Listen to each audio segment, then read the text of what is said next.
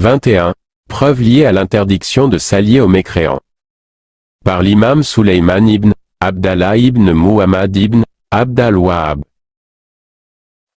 L'imam Sulayman ibn Abdallah ibn Muhammad ibn Abd al-Wahhab, rahimahullah, a dit.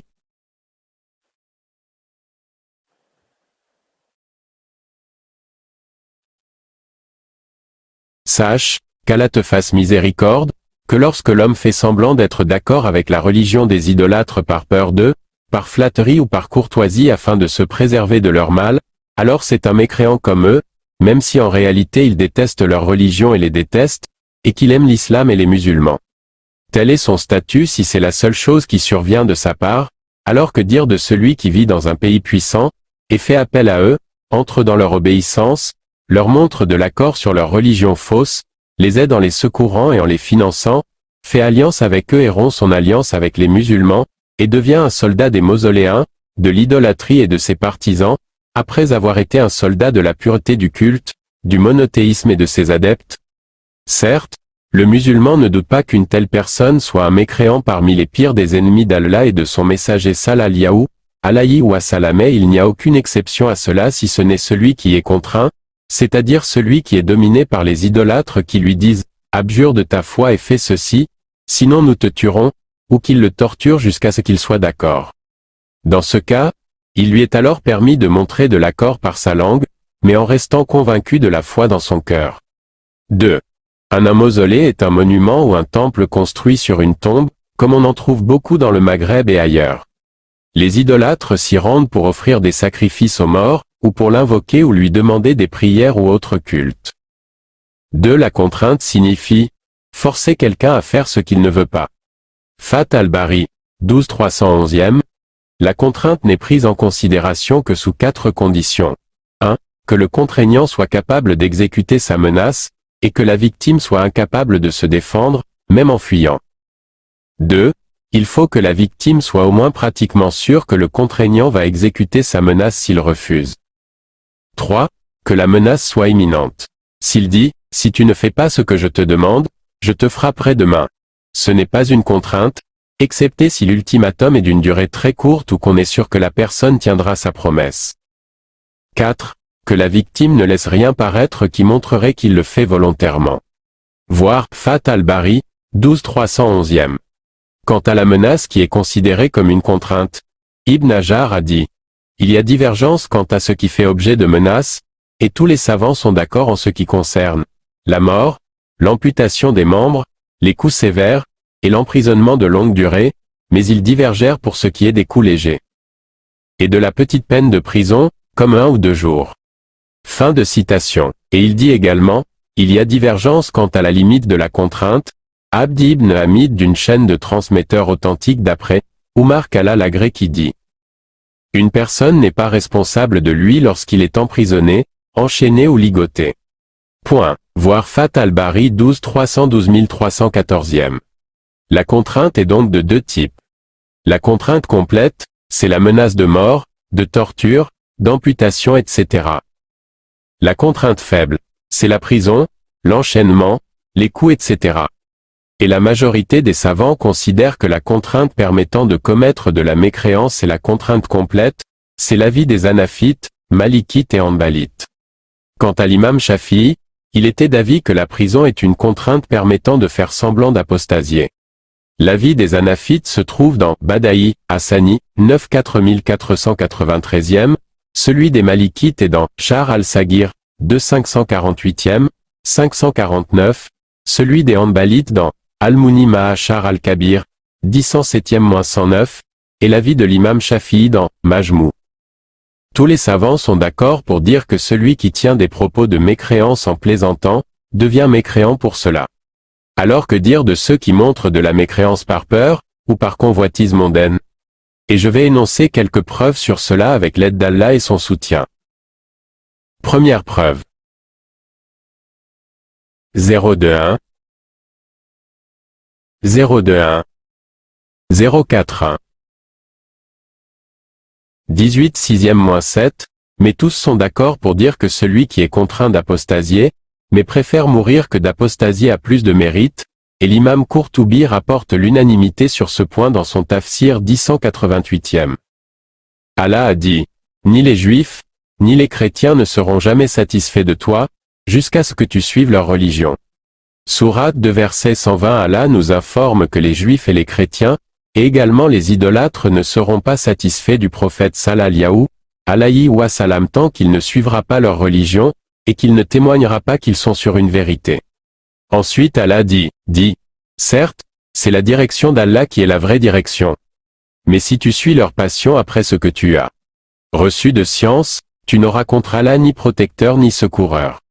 Et dans l'autre verset, tu seras certes alors parmi les injustes, Sourate 2 verset 145.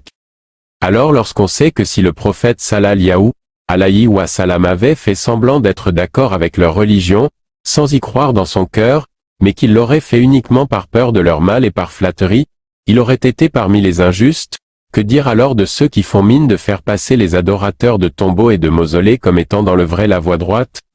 Car certes, il n'y a que ça qui les satisfait. Deuxième preuve. 202. Allah a dit, ils ne cesseront de vous combattre jusqu'à, s'ils peuvent, vous faire apostasier de votre religion.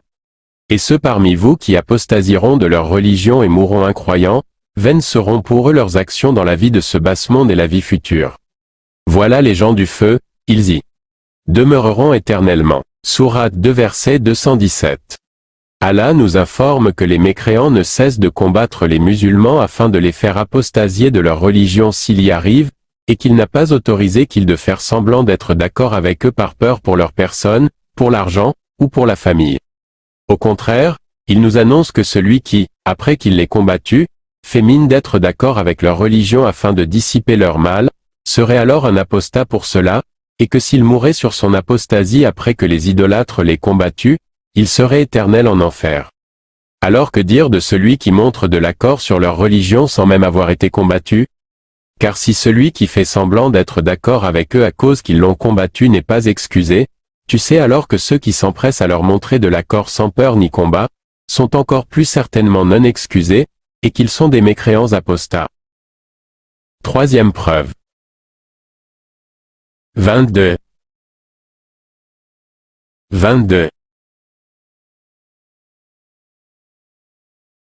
021. Allah a dit, que les croyants ne prennent pas, pour alliés, des mécréants, au lieu de croyants. Quiconque le fait n'a rien à voir avec Allah, à moins que vous ne cherchiez à vous protéger d'eux. Sourate 3 verset 28. Allah a ici interdit aux croyants de prendre les mécréants pour alliés, amis ou compagnons au lieu des croyants et ce même s'ils ont peur d'eux. Et Allah nous informe que celui qui fait cela n'a rien à voir avec Allah, c'est-à-dire qu'il n'est pas parmi les alliés d'Allah à qui la sécurité est promise pour l'au-delà, sauf si vous cherchiez à vous protéger d'eux, et cela est dans le cas où l'homme serait forcé d'être avec eux et qu'il n'a pas la capacité de manifester son désaccord. Alors, dans ce cas, il fait semblant de les fréquenter, mais il les haït et en n'est pas d'accord avec eux son cœur. Alors que dire de celui qui les prend pour alliés en dépit des croyants sans aucune excuse, mais par préférence de ce monde d'ici-bas à l'au-delà, par peur des idolâtres, et sans aucune peur d'Allah? Allah n'a pas considéré la peur d'eux comme étant une excuse, mais plutôt Allah dit, c'est le diable qui vous fait peur de ses adhérents. Ne les craignez donc pas, mais ayez peur de moi, si vous êtes croyants. Sourate 3 verset 175. Quatrième preuve. 041. 011. Allah a dit, ô les croyants, si vous obéissez à ceux qui ne croient pas, ils vous feront retourner en arrière. Et vous reviendrez perdants. Sourate 3 verset 149. Allah nous informe ici que si les croyants obéissent aux mécréants, ceux-ci vont forcément les faire apostasier, et ils ne seront pas satisfaits d'eux sans la mécréance. Allah nous informe que, s'ils font cela, ils seront perdants ici-bas et dans l'au-delà, et Allah n'a pas autorisé qu'ils leur obéissent et soient d'accord avec eux par peur d'eux. Et ceci est la réalité. Les mécréants ne sont satisfaits de ceux qui sont d'accord avec eux, qu'après témoignage qu'ils sont dans le vrai, et qu'ils montrent de la haine et des accords envers les musulmans, et coupent les ponts avec eux. Ensuite, Allah dit, mais c'est Allah votre maître. Il est meilleur des secoureurs. Sourate 3 verset 150.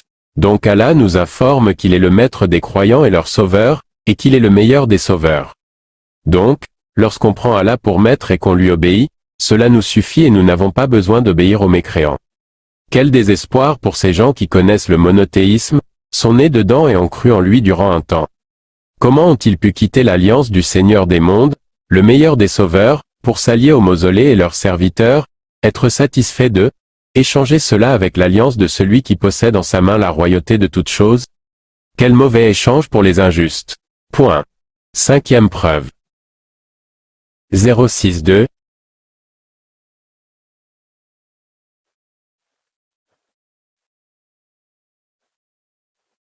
Allah a dit, est-ce que celui qui se conforme à l'agrément d'Allah ressemble à celui qui encourt le courroux d'Allah?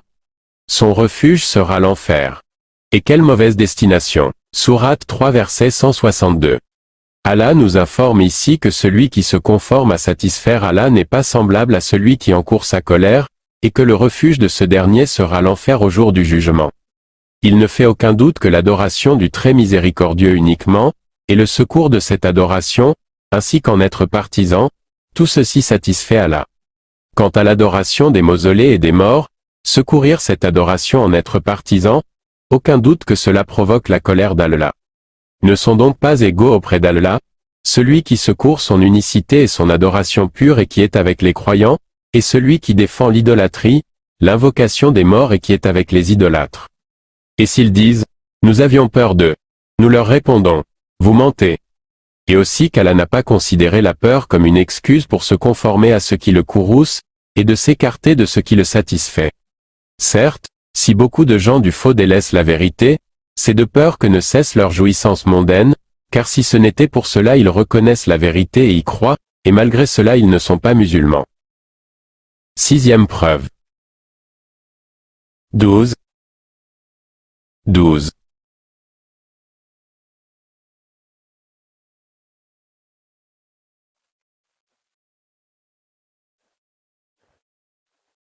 La parole d'Allah.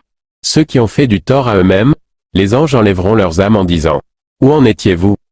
À propos de votre religion, nous étions impuissants sur terre, dirent-ils.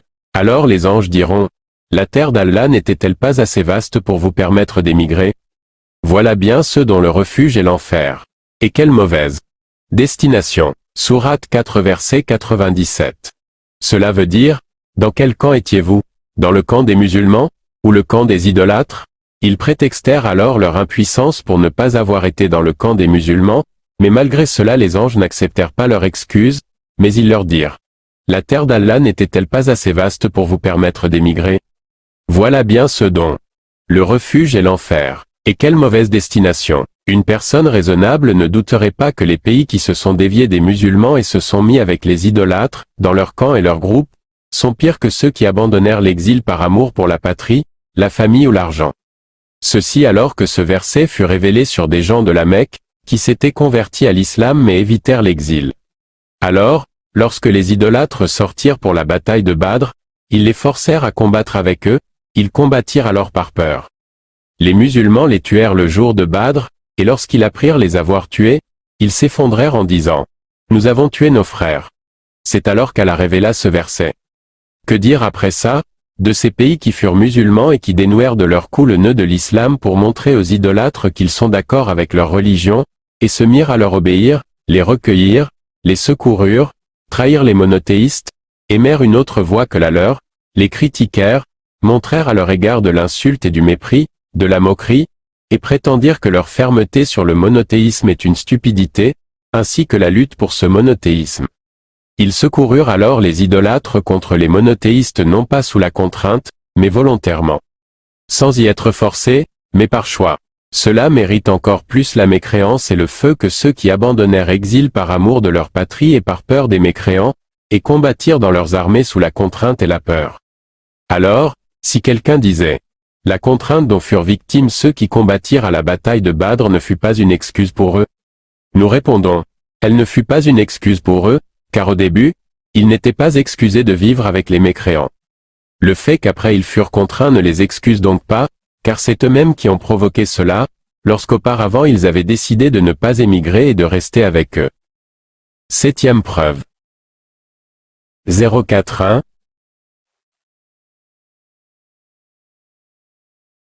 La parole d'Allah. Dans le livre, il vous a déjà révélé ceci. Lorsque vous entendez qu'on renie les versets, le Coran, d'Allah et qu'on s'enraille, ne vous asseyez point avec cela jusqu'à ce qu'ils entreprennent une autre conversation. Sinon, vous serez comme eux. Allah rassemblera, certes, les hypocrites et les mécréants, tous, dans l'enfer. Sourate 4 verset 140. Allah nous dit qu'il a révélé aux croyants dans le livre, que s'ils entendent qu'on mécroit au verset d'Allah ou que l'on s'en moque, qu'ils ne restent pas avec eux jusqu'à ce qu'ils entreprennent une autre conversation, et que celui qui s'assied avec ceux qui sont en train de mécroire au verset d'Allah et de s'en moquer, il est comme eux. Et il ne fit pas de distinction entre celui qui le fait par peur ou autre, sauf celui qui y est contraint. Ceci alors qu'ils étaient dans le même pays au début de l'islam, alors que dire de celui qui est dans l'islam aisément et dans un pays puissant, et qu'il invite ceux qui mécroient au verset d'Allah qui s'en moquent dans son pays, les prend comme alliés, amis et compagnons, entend leurs mécréances et moqueries et les accepte, et expulse les monothéistes et les éloigne. 8e preuve. 10.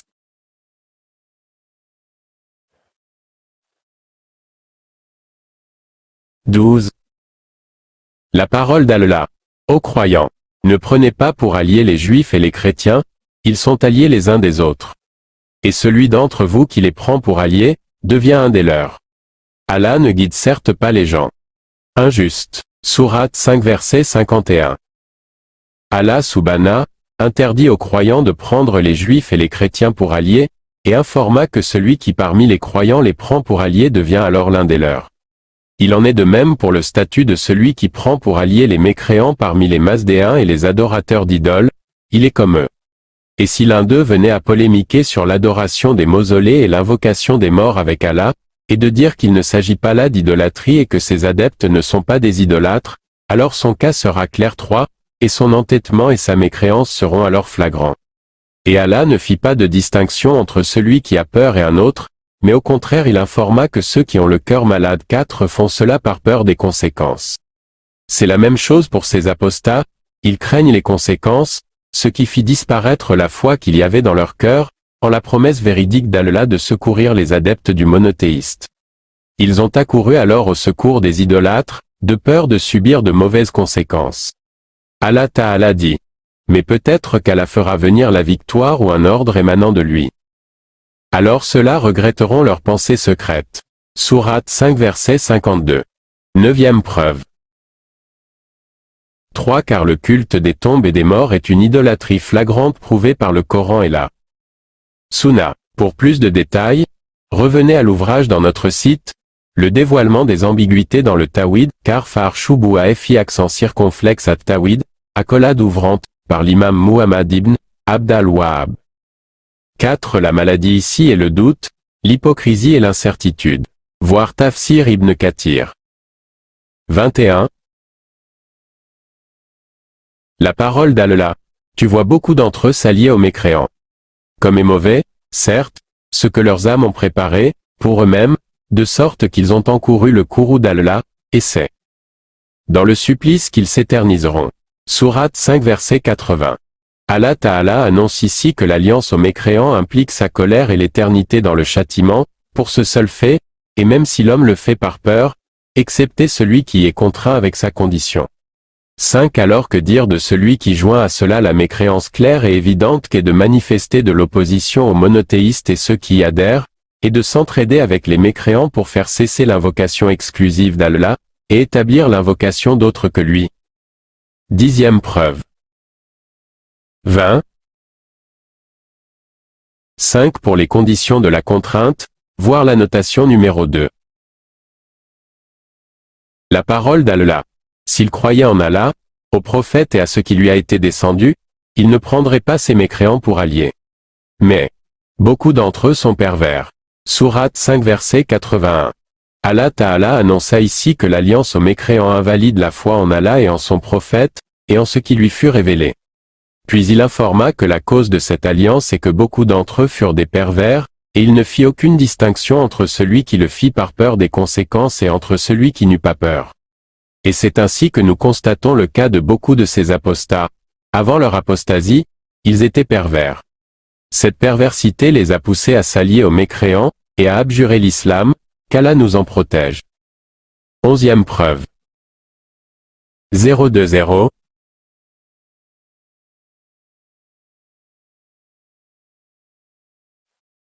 La parole d'Allah Ta'ala, et ne mangez pas de ce sur quoi le nom d'Allah n'a pas été prononcé, car ce serait, assurément, une perversité. Les diables inspirent à leurs alliés de disputer avec vous. Mais, si vous leur obéissez, vous serez assurément des idolâtres. Sourate 6 verset 121. Ce verset fut révélé lorsque les idolâtres dirent, « Vous mangez ce que vous tuez, mais vous ne mangez pas ce qu'Allah tue. » Alors Allah révéla ce verset. Donc, si la personne qui obéit aux idolâtres dans la légalisation de la consommation du cadavre d'animaux devient alors lui-même idolâtre, et ceci sans distinction entre celui qui le fait par peur et autre que lui, à part celui qui est contraint. Que dire alors de celui qui leur obéit dans la légalisation de l'alliance avec eux, d'être de leur côté et de les secourir, d'attester qu'ils sont sur la vérité, et légaliser le sang des musulmans ainsi que leurs biens, de sortir du groupe des musulmans pour rejoindre celui des idolâtres? Cela mérite encore bien plus d'être mécréants et idolâtres que ceux qui s'accordèrent à légaliser la consommation de la viande des cadavres d'animaux. 12e preuve. 021.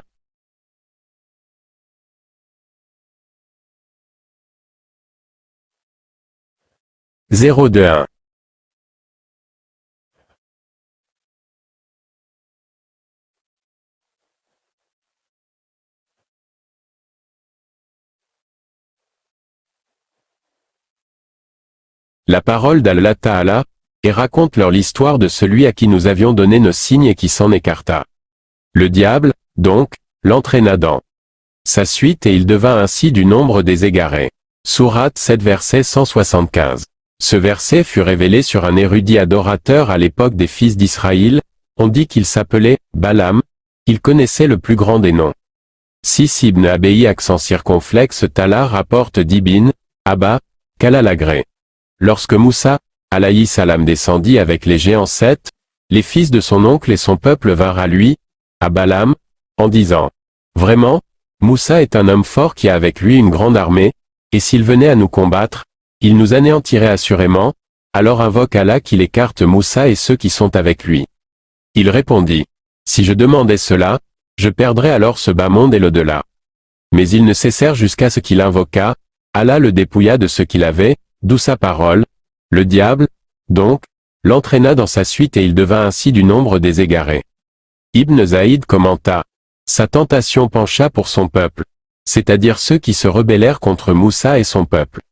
Allah Ta'ala relata le cas de cet homme, dépouillé de ses miracles, après qu'Allah les lui ait donnés à lui seul, qu'il les ait connus et y adhéra, puis il en fut dépouillé, c'est-à-dire qu'il abandonna la pratique de ces choses. Ce dépouillement signifie que c'était un soutien des idolâtres, et une aide envers eux en penchant de leur avis et en invoquant contre Moussa, alayhi salam et ceux qui étaient de son côté, pour qu'Allah les écarte de son peuple. Il le fit par peur de son peuple, et par gentillesse envers eux, tout en reconnaissant fermement la vérité et en témoignant d'elle et en adorant, mais il s'écarta de cette pratique en suivant son peuple, sa tribu, sa passion et pour demeurer sur la terre, ceci fut un dépouillement des miracles d'Allah. Ceci est le cas de ces apostats, voire même pire. En effet, Allah leur a donné ces versets où se trouve le commandement du monothéisme, de l'invoquer lui seul sans associé, et l'interdiction de lui associer quelque chose dans son invocation, le commandement de l'alliance avec les croyants, de les aimer et les secourir, et de se cramponner au câble d'Allah tous ensemble, d'être du côté des croyants, et le commandement d'être l'ennemi des idolâtres, de les haïr et de les combattre, de se séparer d'eux et le commandement de détruire les idoles. De faire cesser la prostitution, la sodomie et les choses blâmables. Ils ont reconnu cela et l'ont avoué, puis ils se sont dépouillés de tout cela. Ils méritent donc plus encore que Balaam d'être dépouillé des miracles d'Allah, et d'être mécréant et apostat, ou au minimum le mérite autant que lui. 6 Le nom par lequel si tu invoques Allah, il t'exauce. 7 Voir sourate 5, versets 22 à 26. Troisième preuve. 001. La parole d'Allah. Et ne vous penchez pas vers les injustes, sinon le feu vous atteindrait. Vous n'avez pas d'allié en dehors d'Allah. Et vous ne serez pas secourus. Sourate 11 verset 113. Allah Ta'ala annonça ici que le fait de pencher vers les mécréants injustes implique d'atteindre le feu, et il ne fit aucune distinction entre celui qui le fait par peur ou autre que ça, si ce n'est le contraint. Alors que dire de ceux qui considèrent le fait de pencher vers eux comme une religion et un bon avis, les aident tant qu'ils peuvent moralement et économiquement, et aiment la disparition du monothéisme et ses adeptes, et que les idolâtres les dominent? Ceci est la pire des mécréances et la pire façon de pencher vers eux. 14e preuve. 012, 016.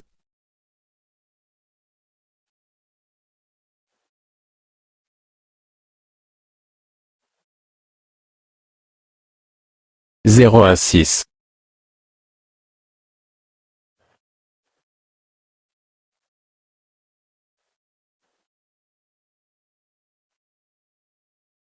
012. La parole d'Allah Ta'ala, quiconque a mécru Allah après avoir cru. Sauf celui qui a été contraint alors que son cœur demeure plein de la sérénité de la foi, mais ceux qui ouvrent délibérément leur cœur à la mécréance, ceux-là ont sur eux une colère d'Allah et ils ont un châtiment terrible. Il en est ainsi, parce qu'ils ont aimé la vie présente plus que l'eau. De là, et Allah, vraiment, ne guide pas les gens mécréants. Sourate 16 versets 106 à 107. Allah a en effet jugé d'un jugement inchangeable que quiconque revient de sa religion à la mécréance est un mécréant, et ceci qu'il le fasse par peur pour lui-même, pour l'argent ou la famille ou sans aucune peur. Qu'il ait mécru dans son cœur, ou extérieurement uniquement sans mécroire dans son cœur, qu'il ait mécru par ses actes et ses paroles, ou par un seul des deux, qu'il l'ait fait par envie d'une chose mondaine qu'il obtiendrait des idolâtres ou autres, quoi qu'il en soit c'est un mécréant sauf celui qui est contraint. Le contraint signifie dans notre langue, celui qui est forcé. Lorsqu'on contraint un homme à faire de la mécréance en lui disant « Abjure, sinon nous te tuerons, ou nous te frapperons ». Ou alors que les idolâtres s'emparent de lui et le frappent, et qu'il ne lui est pas possible de se libérer d'eux sans faire semblant d'accepter la mécréance, dans ce cas il lui sera permis de leur montrer de l'accord en l'apparence, mais à condition que son cœur soit serein sur la foi, c'est-à-dire, affirmé sur la foi, convaincu d'elle. Mais s'il leur montrait de l'accord même dans son cœur, c'est alors un mécréant, qu'il ait été contraint ou non. Apparemment, l'avis de l'imam Ahmad qu'Allah lui fasse miséricorde est que dans le premier cas de figure 8, il n'est pas contraint tant que les idolâtres ne le torturent pas. En effet, lorsque Yahya ibn Ma'in vint le visiter alors qu'il était malade, il lui donna le salam et Ahmad ne lui rendit aucun salam. 9 Alors il ne fit que prétexter le hadith de Ammar 10 et la parole d'Allah, sauf celui qui a été contraint alors que son cœur demeure plein de la sérénité de la foi. Alors Ahmad détourna son visage de l'autre côté. Yahya dit, il n'accepte pas d'excuses. Et lorsque Yahya s'en alla, Ahmad dit, il prétexte le hadith de Ammar. Je les ai croisés et ils se sont mis à m'insulter. Je le leur interdis et ils se mirent à me frapper. Alors que ce qu'on vous a dit à vous c'est, nous voulons vous frapper. Yahya dit, par Allah, je n'ai jamais vu quelqu'un qui ait plus de compréhension de la religion d'Allah que toi sous ce ciel. Ensuite Allah Ta'ala nous informa que ces apostats qui ouvrent délibérément leur cœur à la mécréance bien qu'ils croient fermement en la vérité disent, c'est uniquement par peur que nous avons fait cela. Ils ont alors sur eux la colère d'Allah et un grand châtiment. Puis Allah nous informa que la cause de cette mécréance et de ce châtiment ne sont pas le fait qu'ils aient été convaincus par l'idolâtrie, ou qu'ils aient ignoré le monothéisme, ou qu'ils aient détesté la religion ou aimé la mécréance. Mais la cause de cela est qu'ils ont eu dans cela une jouissance mondaine et qu'ils l'ont préféré à la religion et à la satisfaction du Seigneur des mondes. Alors Allah dit, il en est ainsi, parce qu'ils ont aimé la vie présente plus que l'au-delà. Et Allah, vraiment, ne guide pas les gens mécréants. Allah les jugea alors mécréants, et annonça qu'il ne les guidera pas même s'ils prétendent l'avoir fait par amour pour ce bas monde. Ensuite, Allah nous informa que c'est 8, c'est-à-dire le cas où les mécréants ne font que le menacer, sans passer à l'acte. 9 Yahya ibn Ma'in fut un grand savant du hadith, proche de l'imam Ahmad, qui fut aussi victime de la persécution des Mu'tazila et de leur hérésie, le Coran est une création d'Allah. Le calife Al-Mamoud tortura l'imam Ahmad dans le but de lui faire dire que le Coran est une création, mais il ne céda jamais, qu'Allah lui fasse miséricorde. Mais Yahya ibn Ma'in lui céda lorsqu'il fut menacé. Cela dit, il ne faut pas comprendre de cela que l'imam Ahmad ait jugé Yahya ibn Ma'in mécréant, parce que Yahya ibn Ma'in a agi de la sorte car il fut trompé par sa compréhension des textes, il fut considéré comme un muta'awwil. 10. Les idolâtres s'emparèrent de Ammar ibn Yazir Kalaglagré et le torturèrent jusqu'à ce qu'il fit mine d'être d'accord avec leur religion. Puis, lorsqu'ils le relâchèrent, Ammar ibn Yazir alla se plaindre auprès du messager d'Allah sallallahu alayhi wa sallam, et le verset fut révélé, voir Tafsir d'Ibn Kathir. Apostats sont ceux de qui il scella le cœur, les oreilles et les yeux, pour cause de leur préférence de ce bas monde à l'au-delà, et que ce sont les insouciants. Ensuite, Allah informa, afin d'appuyer l'information précédente, que ceux-là seront les perdants dans l'au-delà. 15e preuve. 21.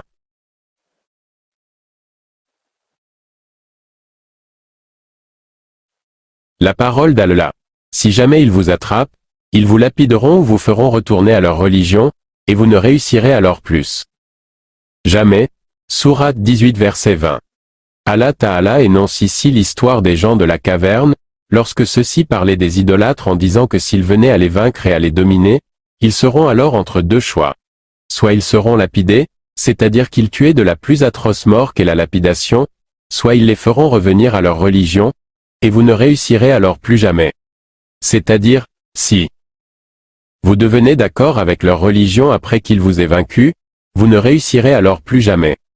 Tel est le cas de celui qui leur montre de l'accord après qu'il les ait vaincus, alors que dire de ceux qui leur montrent de l'accord et tiennent des correspondances avec eux, répondent à leurs demandes sans même avoir été vaincus ni contraints. Et en plus de ça, ils pensent être bien guidés. 16e preuve. 00.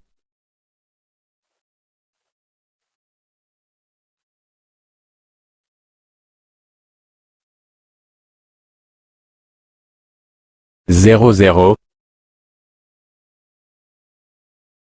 21.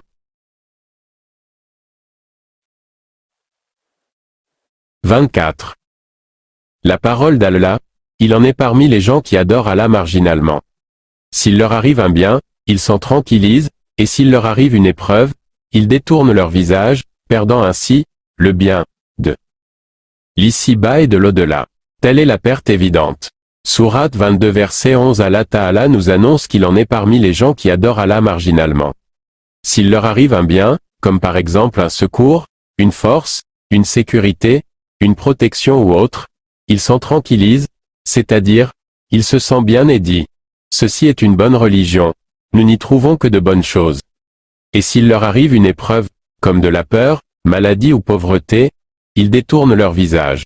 C'est-à-dire qu'ils apostasient de leur religion et reviennent aux idolâtres. Et ce verset correspond au cas de ceux qui, dans ce trouble, se détournent de leur religion, ils adorent Allah marginalement. Ils ne sont pas de ceux qui adorent Allah avec certitude et détermination.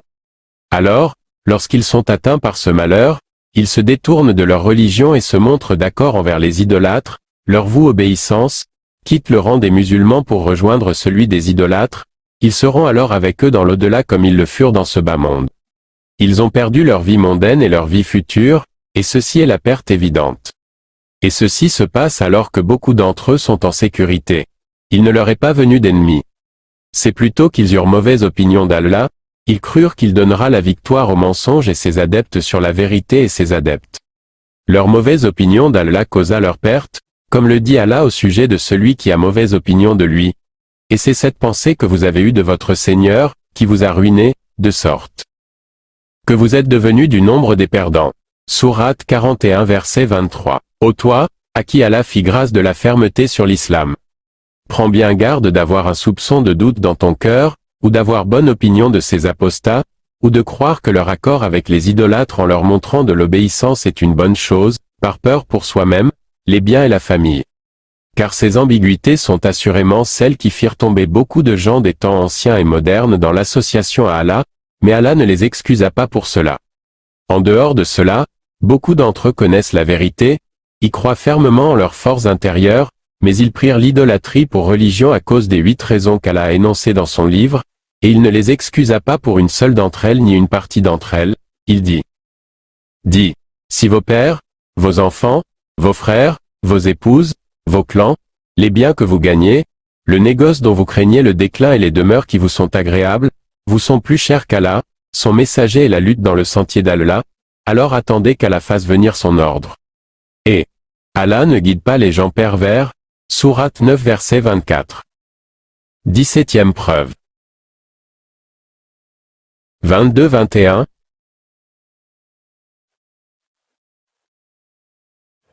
26.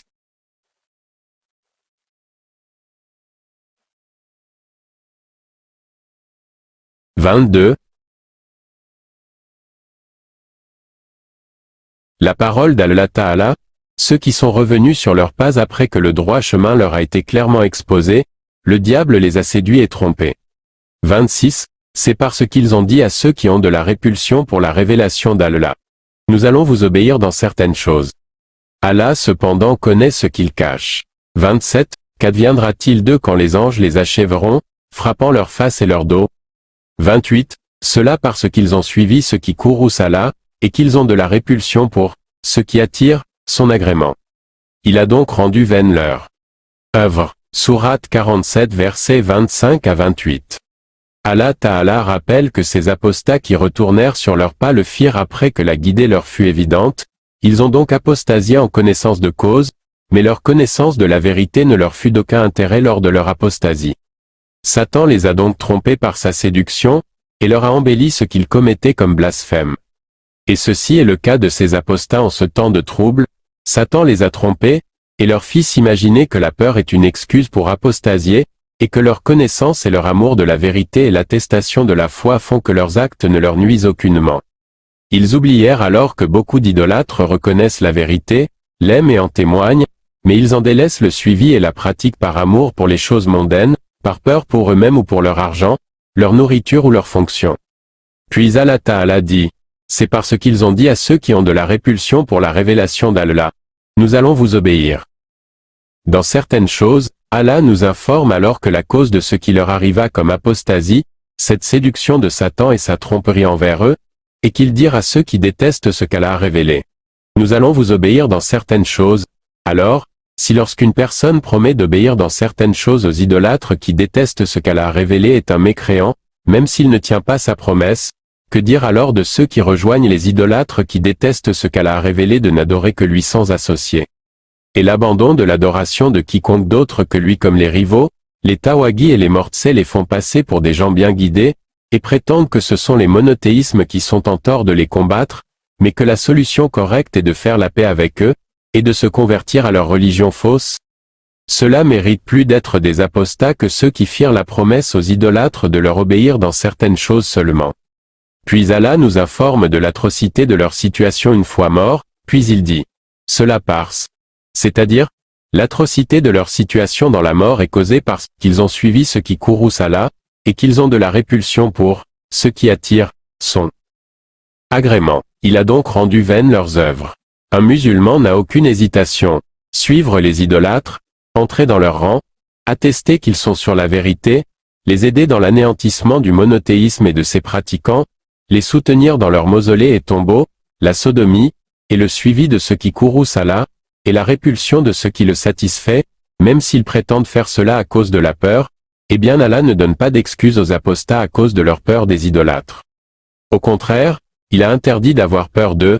Alors où est celui qui prétend, nous n'avons rien fait, nous sommes sur notre religion. 18e preuve. 00. Allah a dit, 11. N'as-tu pas vu les hypocrites disant à leurs confrères qui ont mécru parmi les gens du livre, si vous êtes chassés, nous partirons certes avec vous et nous n'obéirons jamais à personne contre vous. Et si vous êtes attaqués, nous vous secourrons certes. Et Allah atteste qu'en vérité ils sont des menteurs. 12. S'ils sont chassés, ils ne partiront pas avec eux. Et s'ils sont attaqués, ils ne les secourront pas. Et même s'il allait à leur secours, ils tourneraient sûrement le dos. Puis ils ne seront point secourus. Sourate 59, versets 11, 12. Allah a lié de fraternité les mécréants et les hypocrites. Il nous informe que ces derniers disent en secret aux mécréants, si vous êtes chassés, nous partirons certes avec vous. C'est-à-dire, si Muhammad sallallahu alayhi wa sallam vous vint et vous chasse de vos terres, alors nous sortirons avec vous et nous n'obéirons jamais à personne contre vous. C'est-à-dire, nous n'écouterons personne parler contre vous et n'obéirons à personne contre vous. Et si vous êtes attaqués, nous vous secourrons certes. Si Muhammad sallallahu alayhi wa sallam vous combat, nous serons avec vous. Mais Allah témoigne ensuite qu'ils ont menti en prétendant cela. Alors si le simple fait de promettre aux mécréants de s'allier avec eux, leur porter secours et s'exiler avec eux au cas où ils se feraient expulser, et de l'hypocrisie et de la mécréance, même si cela n'est que mensonge et dit secrètement, qu'en est-il de celui qui manifeste cela ouvertement, sincèrement et apporte réellement une aide aux mécréants, en se joignant dans leur rang, sous leur obéissance, et invitant les gens à leur obéir tout en apportant une aide tant matérielle que morale? Ceci alors que les hypocrites n'ont agi ainsi que par peur des conséquences, comme Allah le dit. Tu verras, d'ailleurs, que ceux qui ont la maladie au cœur se précipitent vers eux et disent, nous craignons qu'un revers de fortune ne nous frappe. Sourate 5, verset 52.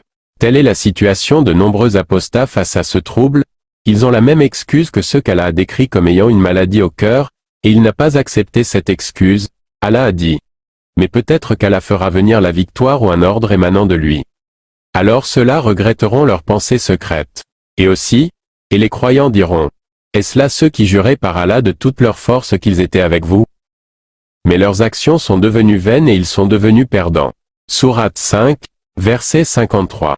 Puis Allah a dit, ô les croyants, quiconque parmi vous apostasie de sa religion, Allah va faire venir un peuple qu'il aime et qu'il aime, modeste envers les croyants et fier et puissant envers les mécréants. Sourate 5, verset 54. Allah nous informe qu'en présence d'apostats, il y aura toujours des bien-aimés moujahidines qu'il a décrits comme étant humbles et modestes avec les croyants, fiers, sévères et durs envers les mécréants, contrairement à ceux qui font preuve d'humilité et de tendresse envers les adorateurs des tombeaux, les prostituées et sodomites, et sont rudes et sévères envers les gens sincères du monothéisme et de la pureté du culte. Cela suffit pour prouver la mécréance de quiconque se conforme aux idolâtres, et ce même s'il prétend agir sous la peur. Allah a dit, ne craignant le blâme d'aucun blâmeur. Sourate 5, verset 54. Contrairement à celui qui délaisse la franchise et la lutte par peur des idolâtres. Puis Allah a dit, qui lutte dans le sentier d'Allah. Ils luttent pour le monothéisme avec endurance, recherchant la face de leur Seigneur afin que la parole d'Allah soit la plus haute, ne craignant le blâme de personne, c'est-à-dire qu'ils font fi de ceux qui les critiquent ou leur causent du tort dans leur religion, et restent constants dans le combat sans se soucier du blâme ou de la colère de quiconque, leur seul but est la satisfaction de leur Seigneur adoré, et de se préserver de sa colère. Contrairement à ceux dont le but ultime est la satisfaction des adorateurs de tombeaux, des prostituées et des sodomites, qui placent en eux leur confiance et redoutent leur colère, c'est le summum de l'égarement et de l'humiliation. Allah a dit, telle est la grâce d'Allah. Il la donne à qui il veut. Allah est immense et omniscient. Allah informe que ce grand bien et ses hautes qualités sont les caractéristiques des croyants qui sont constants dans leur religion face aux troubles. Ceci n'est point dû à leur force ou puissance mais ce n'est qu'une grâce d'Allah qu'il donne à qui il veut. Et Allah est le détenteur de l'énorme grâce. Sourate 5, verset 54. Puis il dit, vous n'avez d'autres alliés qu'Allah, son messager, et les croyants qui accomplissent la prière, s'acquittent de la zaka, et s'inclinent devant Allah. Sourate 5, verset 55. Cette proclamation d'Allah est un ordre de le prendre pour allier ainsi que son messager et les croyants.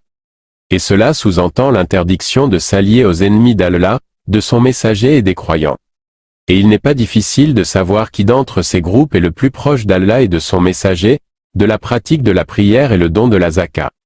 S'allier contre eux revient à placer l'alliance où il ne faut pas, troquant l'alliance d'Allah, de son messager et des croyants qui font la prière et donnent la zaka pour l'alliance avec les idolâtres et des adorateurs de tombeaux, puis Allah promet que le succès sera pour ses alliés. Et quiconque prend pour allié Dieu, son messager et les croyants, réussira, car c'est le parti de Dieu qui sera victorieux. Sourate 5, verset 56. 19e preuve. 22. 21. Allah a dit, tu n'en trouveras pas, parmi les gens qui croient en Allah et au jour dernier, qui prennent pour amis ceux qui s'opposent à Allah et à son messager, fussent-ils leur père, leur fils, leurs frères ou les gens de leur tribu. Sourate 58, verset 22. Allah annonce que tu ne trouveras jamais quelqu'un qui croit en lui et au jour dernier, qui prend pour amis ceux qui s'opposent à Allah et à son messager, même s'ils sont ses proches, car cela contredit et annule la foi. L'alliance avec les mécréants et la foi en Allah sont deux choses qui ne peuvent se réunir chez une même personne, de même que l'eau ne se réunit pas avec le feu. 11 Allah. 11 Il est important de noter qu'aimer un mécréant d'un amour naturel ou instinctif, comme l'amour pour sa mère ou son père ou autre, n'est pas interdit. Allah a dit, tu ne guides pas celui que tu aimes, mais Allah guide celui qu'il veut. Ce verset fut révélé lorsque le prophète, alayhi sallahu wa salam, s'attristait que son oncle Abu Talib ne se convertisse pas. Répété dans de nombreux endroits du Coran. Ô vous qui croyez! Ne prenez pas pour alliés vos pères et vos frères s'ils préfèrent la mécréance à la foi. Et quiconque parmi vous les prend pour alliés. Ceux-là sont les injustes. Sourate 9, verset 23. Ces versets exposent clairement qu'Allah n'accepte pas l'excuse de ceux qui se conforment aux mécréants sous prétexte qu'ils aient eu peur de perdre leurs biens ou famille ou quelque chose comme ça que beaucoup de gens prétextent. S'il n'a pas permis de prendre les mécréants proches comme amis ou alliés simplement pour obtenir leur satisfaction et par crainte à leur égard, que dire de celui qui prend pour allié et ami des mécréants venus de loin, et fait semblant d'être en accord avec leur religion, tout ça par peur de perdre ses biens ou sa famille ou pour obtenir de leur faveur? Et plus étonnant encore, est que ceux qui agissent de la sorte voient cela comme une bonne chose et considèrent un tel agissement comme licite, ainsi en plus de leur apostasie, ils se permettent l'illicite. 20e preuve. 0. À l'islam, et cela nous apprend que le prophète, alayhi sallahu wa salam, aimait son oncle. Par contre, il est interdit de les prendre pour alliés ni de les aimer pour leur religion. 1. 010. Allah a dit, ô vous qui avez cru, ne prenez pas pour allié mon ennemi et le vôtre, leur offrant l'amitié, alors qu'ils ont nié ce qui vous est parvenu de la vérité. Ils expulsent le messager et vous-même parce que vous croyez en Allah, votre Seigneur. Si vous êtes sortis pour lutter dans mon chemin et pour rechercher mon agrément, leur témoignerez-vous secrètement de l'amitié, alors que je connais parfaitement ce que vous cachez et ce que vous divulguez. Et quiconque d'entre vous le fait s'égare de la droiture du sentier. Sourate 60 verset 1. Allah informe que celui qui s'allie à ses ennemis, fussent-ils des proches, s'est égaré du droit chemin, l'a quitté et est tombé dans l'égarement. Comment donc celui qui agit ainsi peut-il prétendre être sur le droit chemin? Sa prétention est un démenti à l'encontre d'Allah, or quiconque dément Allah est un mécréant. C'est aussi une autorisation de ce qu'il a interdit, en rendant licite l'alliance avec les mécréants, et celui qui rend licite un interdit est aussi un mécréant. Puis Allah dévoile l'ambiguïté de celui qui prétexte cela au nom de sa famille et ses enfants, il dit, « Ni vos proches parents ni vos enfants ne vous seront d'aucune utilité le jour de la résurrection, Allah, décidera entre vous, et Allah est clairvoyant sur ce que vous faites. » Sourate 60, verset 3. Allah n'accepte pas l'excuse de ceux qui disent avoir fait ça pour protéger leurs proches et enfants, et la peine qu'ils avaient de s'en séparer, mais plutôt il avertit que cela ne sera d'aucune utilité le jour de la résurrection contre son châtiment, comme il a dit dans un autre verset, « Puis quand on soufflera dans la trompe, il n'y aura plus de parenté entre eux. » Ce jour-là, et ils ne se poseront pas de questions. Sourate 23, verset 101. 21e preuve. 2222.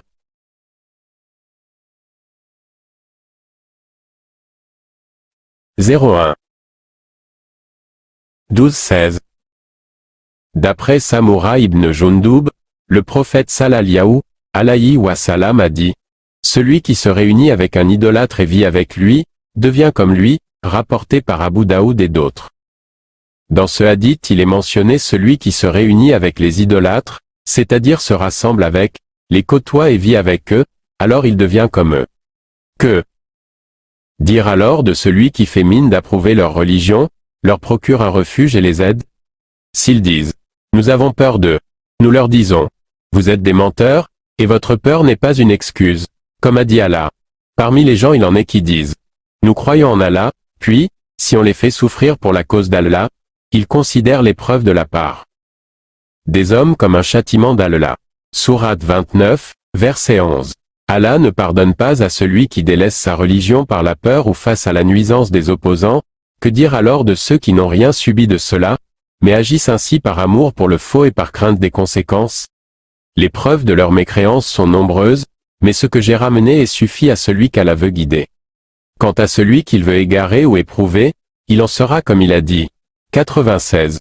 Ceux contre qui la parole, la menace, de ton Seigneur se réalisera ne croiront pas. 97. Même si tous les signes leur parvenaient, jusqu'à ce qu'ils voient le châtiment douloureux.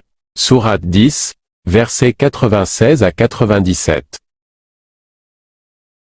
Nous demandons à Allah, le très bon, le généreux, qu'il nous fasse vivre et mourir musulmans, et nous fasse rejoindre les pieux, sans humiliation ni épreuve, par sa miséricorde car il est le plus miséricordieux des miséricordieux.